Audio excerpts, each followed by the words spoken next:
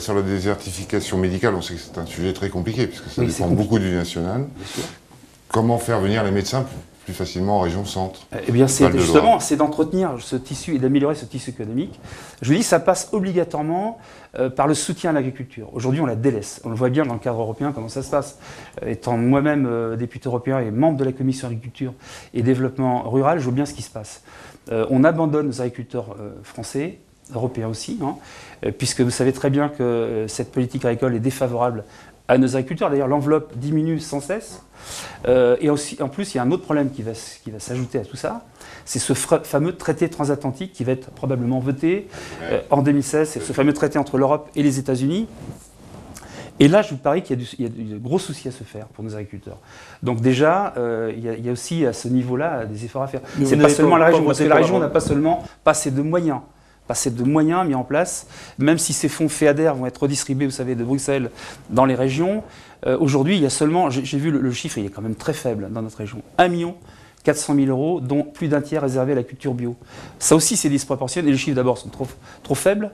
Et la culture bio peut être aidée. Je n'ai rien contre la culture bio, mais ça concerne qu'à peu près 2 à 3 % de nos agriculteurs. Donc, vous voyez, un tiers donné à la culture bio dans la région, c'est disproportionné par rapport au restant. Mais le traité de viande, de lait, etc. Le traité transatlantique, il y a eu un vœu de voter au Conseil régional, et vous n'avez pas pris part au vote en disant « c'est pas de notre ressort ». Oui, parce que là, la région, elle va devoir fonctionner avec cette petite manne qui est faible, 1,4 million, plus les fonds, les fameux FEADER. Et vous savez que ces fameux FEADER sont surtout liés, vont être réservés plus à la ruralité. Bien entendu, ça concerne l'agriculture, mais de manière très faible. L'environnement, l'aménagement du territoire et la part agricole, elle est extrêmement minime. Moi, je pense qu'il va falloir redistribuer ces fonds européens et augmenter la part à l'agriculture pour ces aides à l'agriculture. Vous voyez, par exemple, je pense qu'il faudra créer un bureau pour ces fameuses normes, parce que ça, on n'en a pas parlé non plus, les autres n'en parlent pas. Il y a des normes européennes avec des réglementations et des directives qui sont extrêmement complexes pour les agriculteurs. Et à mon avis, il y a beaucoup de soucis à faire, évidemment, avec ça, puisque les normes sont trop importantes. Vous savez ce qui se passe aujourd'hui? Les fonctionnaires français, pour se faire bien voir du Parlement de Bruxelles, finalement, croient bon d'en rajouter des tonnes dans les directives, dans les réglementations, pour justement se faire bien voir, mais ça complique bien entendu la tâche de nos agriculteurs.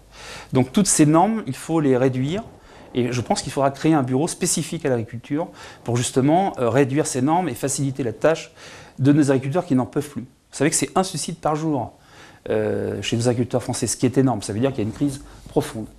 Mais il y a plein de choses à faire.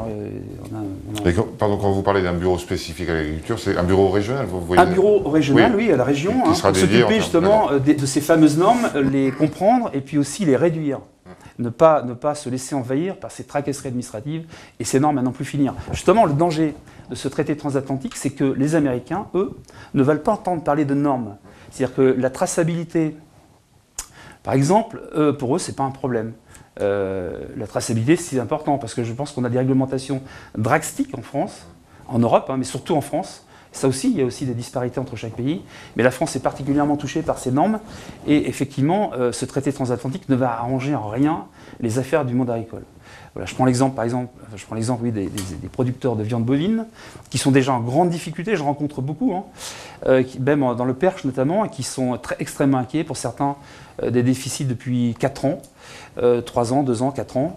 Et ils savent très bien qu'avec ce nouveau traité, eh bien, ils vont disparaître. Vous ne mangerez plus de bonne viande bovine si ce traité transatlantique est appliqué.